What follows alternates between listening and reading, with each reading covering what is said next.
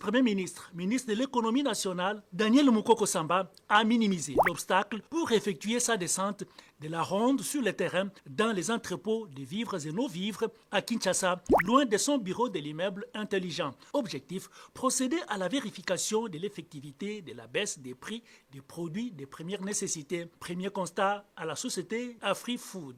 Stock suffisant dans les chambres froides. La nouvelle grille tarifaire revue à la baisse bien visible de 5 à 11%. Depuis le 27 novembre, il y a eu un paramétrage de Sidonia qui a permis de baisser certaines taxes à l'importation. Et cette baisse de taxes nous permet à notre tour aussi de baisser nos prix.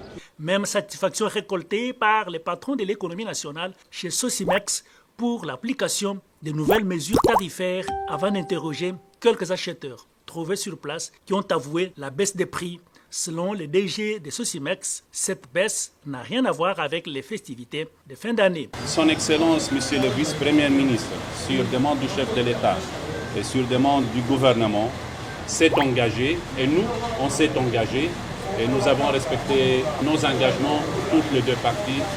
Nous continuerons à respecter nos engagements. Sokin était la boucle de cette ronde, avec un dentier réconfort. Ainsi fait, Daniel Mukoko Samba appelle les associations de défense des droits des consommateurs et la population à s'approprier ces mesures dans l'amélioration du pouvoir d'achat du dernier consommateur, ce qui répond au deuxième engagement du programme quinquennal du président de la République, le chef de l'État Félix Tshisekedi. La Caisse nationale de sécurité sociale des agents de l'État, SENSAP, va recevoir l'accompagnement de l'entreprise Finactu pour son information. Le responsable de cette entreprise de milieu financier a échangé avec le vice-premier ministre, ministre de la fonction publique, Jean-Pierre Liaou. Nadine Kilocho. Impulsé par le chef de l'État Félix Antoine Tshisekedi Tshilombo, sous la coordination de la Première ministre, la Caisse nationale de sécurité sociale des agents publics de l'État, SENSAP en sigle, placée sous la tutelle du vice-premier ministre, ministre en charge de la fonction publique, Jean-Pierre Liaou, produit des échos qui vont jusqu'aux confins de la terre. C'est dans ce cadre que le vice-premier ministre, ministre de la fonction publique, Jean-Pierre Liaou, a reçu ce mardi 10 décembre 2024 Denis Chemilier, directeur général de Finactu, une structure bien connue dans le secteur financier, conduit par le directeur général de la SENSAP, Junior Mata. Avec Finactu, l'accompagnement va apporter essentiellement dans le domaine de l'informatique, mais au-delà de ça, les caisses de retraite impliquent des études actuarielles pour être sûr que sur le plan d'une approche strictement prospective, que dans le long terme, on sera toujours à même de remplir nos obligations vis-à-vis de nos assujettis. Et donc le cabinet Finactu va également accompagner la SENSAP dans les cadres des études actuarielles.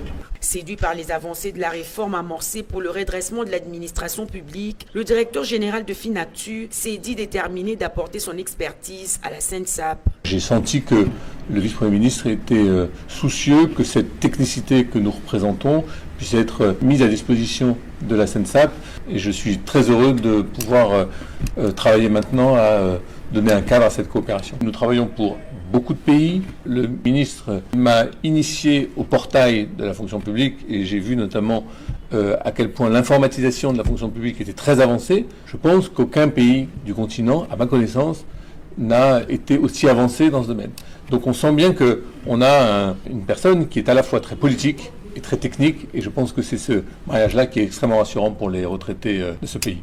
Bien avant, le vice-premier ministre, ministre de la fonction publique, Jean-Pierre Liaou, a reçu le ministre des Finances, Doudou Fwamba. Après un entretien à huis clos, les deux membres du gouvernement souminois ont visité l'aile droite du grand bâtiment administratif nouvellement rénové et qui abrite le secrétariat général de la fonction publique chargé des retraités. Le gestionnaire des ressources humaines de l'État, Jean-Pierre Liaou, et le ministre des Finances ont clôturé leur visite à la direction de l'identification biométrique de tous les agents publics de l'État. Et le ministre des Mines, Kizito Pakapomba, a participé à la Raw Material Weekend 2024 qui se tient présentement en Belgique, à Bruxelles précisément. Regardez.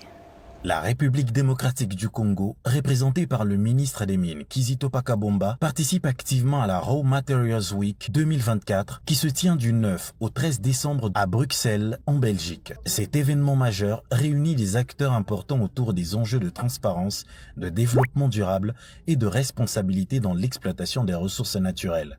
Au nom du chef de l'État, son Excellence Félix Tshisekedi, le ministre a réaffirmé l'engagement de la RDC à transformer ses richesses naturelles en levier de prospérité partagée et d'innovation pour la transition énergétique mondiale. Le ministre des Mines a souligné l'importance de la coopération avec l'Union européenne, partenaire clé dans la lutte contre l'exploitation illégale des ressources et dans le renforcement de la gouvernance du secteur minier. La RDC, riche en minerais stratégiques tels que le cobalt, le lithium, le nickel et le cuivre, joue un rôle central dans les chaînes d'approvisionnement responsables. Le ministre a également annoncé l'élaboration d'une feuille de route stratégique avec l'Union européenne pour garantir la durabilité et maximiser les retombées économiques locales. À travers des initiatives telles que le Conseil congolais de la batterie et la mise en œuvre des normes rigoureuses de traçabilité, la RDC se positionne comme un acteur incontournable de l'économie bas carbone mondiale. Le ministre a appelé un soutien. Les avancées significatives enregistrées grâce à la respect à travers la loi sur la sous-traitance. Il y a beaucoup d'avancées. Le bilan, en tout cas, est largement positif du point de vue de notre rendement. Et nos business avancent, en tout cas, très très bien. Aux côtés de ces avancées, il y a également des difficultés qui empêchent le privé à travailler en toute aisance. Le président Gabriel Chitende a le non-respect de certains marchés. Il sollicite ainsi le strict respect de la loi sur la sous-traitance. Il y a des paiements qui sont bloqués, ça fait plus d'une année même, et ça nous complique. Nous avons un personnel à maintenir. Et si nos paiements sont bloqués, à un certain moment, nous serons obligés d'envoyer le personnel en congé technique. Oui, l'ARSP fait un effort, mais l'ARSP ne peut pas tout faire seul. Il faut changer des niveaux, passer de l'étape A à l'étape B, et les choses vont marcher sans problème. En dépit de ces contraintes, les entrepreneurs ont pris l'engagement d'accompagner le chef de l'État pour matérialiser sa vision, celle de créer le millionnaire congolais. Tout d'abord, le chef de l'État, Félix-Antoine Tshisekedi Tshilombo, a une vision, c'est de créer 6 millions d'emplois. Et je pense également que la sous-traitance, il faut le dire, les entrepreneurs ont une responsabilité dans la vision du chef d'État. Les secteurs miniers, porteurs de croissance en RDC, le sous-traitant de ces secteurs se décide de se serrer les coudes. Des adhésions au club ont été aussi enregistrées, parmi lesquelles l'honorable Colette Tchoumba. La ministre déléguée en charge de la coopération internationale et francophonie a échangé avec une délégation du Royaume-Uni conduite par son envoyé spécial en charge de la région des Grands Lacs. L'édité avec Suzingo et Papimbongo. 3 points à l'ordre du jour de cette séance de travail entre la ministre déléguée en charge de la coopération internationale et francophonie et l'envoyé spécial du Royaume-Uni pour la région des Grands Lacs, Tiffany Sadler. Les priorités du Royaume-Uni en matière de coopération en Afrique, la vision de la RDC sur la coopération internationale et les perspectives de collaboration entre les deux pays ont été longuement évoquées. Parlons de la vision de la RDC. La ministre déléguée Bestine Kazadi a souligné qu'elle s'inscrit dans une logique de coopération économique mutuellement bénéfique. Elle a rappelé que la RDC reste déterminée à développer des partenariats permettant de soutenir le développement dans tous les secteurs au bénéfice de sa population. Une rencontre qui a permis de dresser un état de lieu de la coopération entre la RDC et le Royaume-Uni, d'explorer les points forts et aussi d'identifier les domaines à améliorer, a dit son ambassadeur en RDC, Alison King. Les échanges aujourd'hui abordaient la nouvelle approche vers l'Afrique du nouveau gouvernement britannique qui sera focalisé sur 3 axes, dont la sécurité et gouvernance, le climat et la nature, et également la croissance économique, l'importance de créer des emplois, trouver des partenariats gagnant-gagnant économiques. Pendant les échanges, des perspectives de coopération ont été évoquées avec un plaidoyer pour faciliter la mobilité des biens et des personnes entre la RDC et le Royaume-Uni.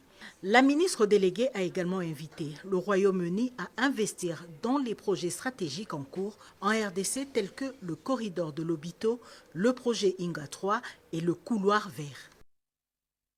Le journaliste franco-camerounais Charles Onana et son éditeur ont été condamnés par le tribunal correctionnel de Paris pour contestation du génocide contre les Tutsis rwandais. Charles Onana a rejeté les accusations pendant son procès. Il annonce faire appel. Regardez. Le dossier d'accusation contre Charles Onana et Damien Serei des éditions du Toucan, éditeur de son ouvrage « Rwanda, la vérité sur l'opération turquoise », quand les archives parlent, n'a pas ému le tribunal correctionnel de Paris outre mesure. Leur condamnation par le tribunal correctionnel de Paris à respectivement 8 400 et 5 000 euros d'amende vaut plus pédagogie sur la gravité des crimes de génocide qu'une valeur pénale contre Onana et Damien. Tout de suite, les avocats de Charles ont fait savoir qu'un appel est interjeté contre cette condamnation. C'est une condamnation de principe, puisqu'il s'agit d'une peine purement pécuniaire. Nous allons prendre le temps d'étudier les motifs qui ont conduit le tribunal à juger dans ce sens, puisque nous avons une motivation qui fait plus d'une dizaine de pages. Donc on va regarder en détail quels sont les motifs par lesquels le tribunal croit pouvoir retenir la contestation, dont à notre avis M. Onana est innocent. Et M. Onana va évidemment faire appel pour pouvoir contester cette décision devant la Cour d'appel de Paris. On a 10 jours pour faire appel en tout. L'effet dévolutif de l'appel, la Cour d'appel qui va être saisie, va rejuger l'affaire dans sa globalité, totalement. Congolais, soyons unis, défendons notre pays. Charles Onana, qui a écrit sur le Congo, devrait être accompagné avec notre lobbying pour qu'en fait, on puisse aussi montrer qu'il avait raison. Charles Onana garde toute sa sérénité et confirme poursuivre le combat de la vérité. Dans cette histoire, il n'y a rien de logique, il n'y a rien de cohérent, il n'y a rien de rationnel. Donc je tiens simplement à dire aux Congolais, ne vous inquiétez pas, la bataille ne fait que commencer. Donc dans cette histoire-ci, vous avez des partis civils qui travaillent pour le ministère public, et le ministère public qui s'en remet au juge, mais il n'y a rien, je vous dis, de cohérent, de précis et de sérieux dans ce qui est en train de se passer. C'est une autre saga judiciaire qui s'annonce cette fois au second degré. La communauté congolaise, venue suivre le verdict, a tout de même été déçue car elle s'était mobilisée pour un acquittement pur et simple, ne voyant aucune contre-vérité dans les écrits de Charles Onana.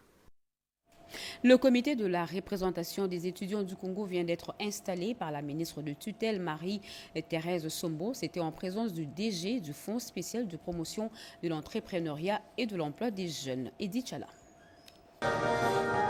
C'est une cérémonie qui a rassemblé plus de 300 étudiants venus des 4 coins de la République démocratique du Congo pour l'installation du nouveau bureau de la représentation des étudiants du Congo REC. Cette jeunesse, priorité du président de la République Félix-Antoine Tshisekedi, a besoin de toutes les informations sur l'entrepreneuriat, comme celle que le directeur général du Fonds spécial pour la promotion de l'entrepreneuriat et de l'emploi des jeunes, FSPJ en sigle, Joseph Mouyi-Mukindi, a donné. Le rôle stratégique des étudiants dans la construction de la République démocratique du Congo a été mis en exergue par le directeur général du FSPJ avant de donner quelques orientations au nouveau bureau de la REC. Le chef de l'État, il ne cite pas seulement le jeune en vain. Il a mis en place cet établissement public, mais aussi au niveau des universités, beaucoup d'entre vous sont informés du nombre de chantiers qui existent, tant à Kinshasa que dans les provinces.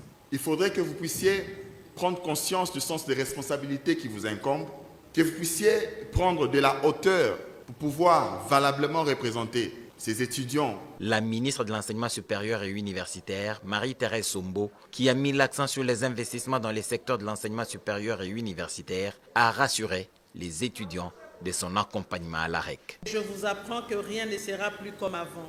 Nous sommes en train d'élaborer un programme de prise en charge des étudiants sur tous les aspects. Après lecture du procès verbal des élections du bureau par le président de la commission électorale, le nouveau comité de la représentation des étudiants du Congo a été investi. Politique, la FDC de Modesto Bahati Lukwebo réitère sa loyauté au président de la République, Félix-Antoine Tshisekedi Tshilombo, et l'encourage à poursuivre son action diplomatique et militaire pour la paix en RDC. C'est l'une des décisions prises à la clôture de la deuxième session parlementaire 2024 de ce regroupement politique. Galor Kimpianga.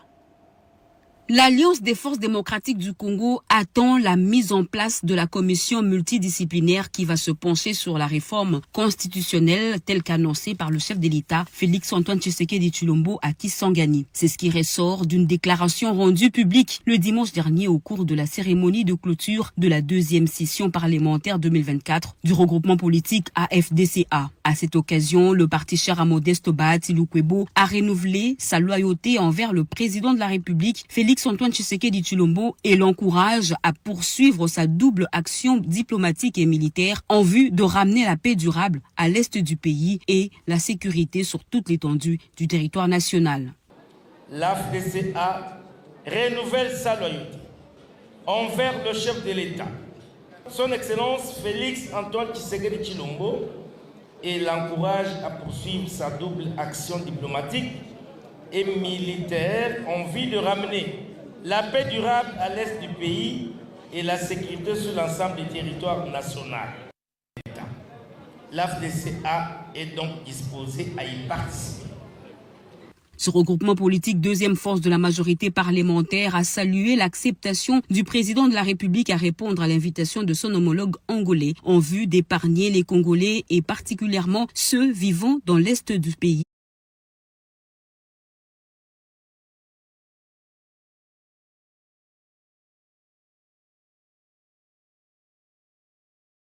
Des affres de la guerre. Modeste Bahati prenant la parole.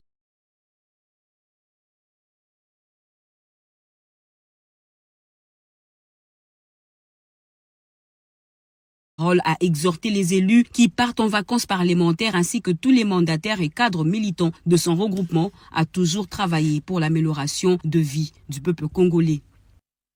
Julien Paluku, ministre du Commerce extérieur, dit oui au changement de la Constitution. Il pense à un changement radical car l'actuelle loi fondamentale n'a pas résolu les problèmes cruciaux de la RDC. Erika Bamba.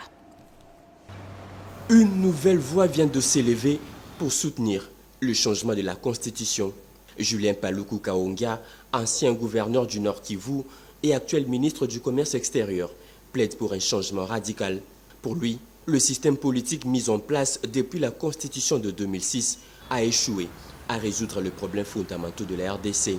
Une constitution ni parlementaire ni semi-présidentielle parce qu'il navigue entre les deux. Au jour d'aujourd'hui, les pays naviguent entre tâtonnement, pauvreté et immobilisme. 64 ans après l'indépendance, ces chercheurs en sciences politiques appellent à une nouvelle république, d'où le lancement de son tout nouveau concept, vivement la 4e République. Julien Paluku, fort de tout cet argument, saisit l'opportunité pour appeler à un nouveau vocable, le microcosme politique congolais, à la suite de l'appel du président. Ce vocable s'appelle vivement la 4e République.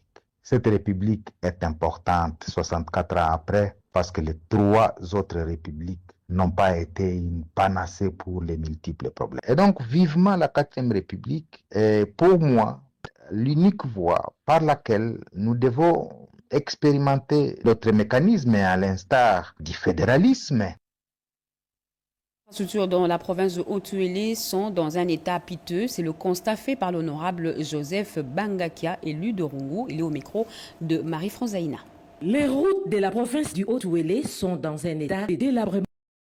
Constat fait par l'honorable Joseph Bangakia, député national élu de Rungu lors de son séjour dans cette île du pays. A ajouté à cela les conditions de précarité d'études des enfants dans cette province qui laissent à désirer. Plusieurs ouvrages dans le cadre des programmes de développement local de 145 territoires ne sont pas encore achevés dans ces coins du pays où Joseph Bangakia a une très forte base. Dans le territoire de Rungu, tous les bâtiments de la première phase du programme PEDEL 145 territoires ne sont pas achevés. L'élu de Rungu plaide également pour l'autonomie de l'antenne de la CENI à Rungu pour que celle-ci ne soit plus chapeautée par l'antenne d'Iziro. C'est vrai que les responsables de la CENI m'ont rassuré que tout allait rentrer dans l'ordre et que l'antenne de la CENI de Rungu allait de nouveau être réinstallée. Le député national Joseph Bangakia fait de son cheval de bataille l'installation des directions provinciales de certaines entreprises du portefeuille de l'État et celles du secteur privé dans la province de Haut-Uélé qui ne doivent plus dépendre de Kisangani vu son autonomie en tant que province, raison pour laquelle il s'est entretenu avec le chef d'antenne de certaines entreprises, entre autres la CNCS, la DGI et la SONAS pour l'équilibre permanent. Et avant de s'envoler pour Iziro, l'honorable Joseph Bangakia avait rencontré le directeur général de ces entreprises. Pour finir ce communiqué, un réseau d'arnaqueurs se sert des photos du rapporteur de l'Assemblée nationale, le professeur Jacques Njoli Esengekeli, dans les profils de leur téléphone, leur numéro, pour escroquer les paisibles citoyens leur demandant de l'argent et les services divers. Après avoir saisi la justice et les services de sécurité, le rapporteur de l'Assemblée nationale, Jacques Njoli, invite toute personne qui recevrait un appel de ces numéros de téléphone 082 022 68 87 et 082 99 26 906 à ne pas céder aux indélicatesses de ce délinquant, qu'on se le dise. Et à suivre ce soir sur la RTNC 1 à partir de 21h en direct de Houston aux États-Unis d'Amérique, la conférence de presse de George Foreman accompagné de toute sa famille et celle de Mohamed Ali avec notre compatriote Deo Kassongo pour les grandes annonces dans le cadre de la célébration de l'année du 50e anniversaire du combat du siècle Rumble in the Jungle qui y avait eu lieu en 1974 à Kinshasa dans notre pays, et ça sera en direct à 21h sur la chaîne nationale. Fin de ce journal, mesdames et messieurs, merci de l'avoir suivi. Merci à vous qui nous suivez à Kapanga, dans la province de Lualaba et partout ailleurs sur satellite. Vous êtes sur la RTNC, l'actualité continue sur nos antennes retrouvées à 23h. Gaëtan Magalano, Gaëtan que vous retrouvez également demain à 20h. Moi, je vous reviens la semaine prochaine, Inch'Allah. Bonne soirée.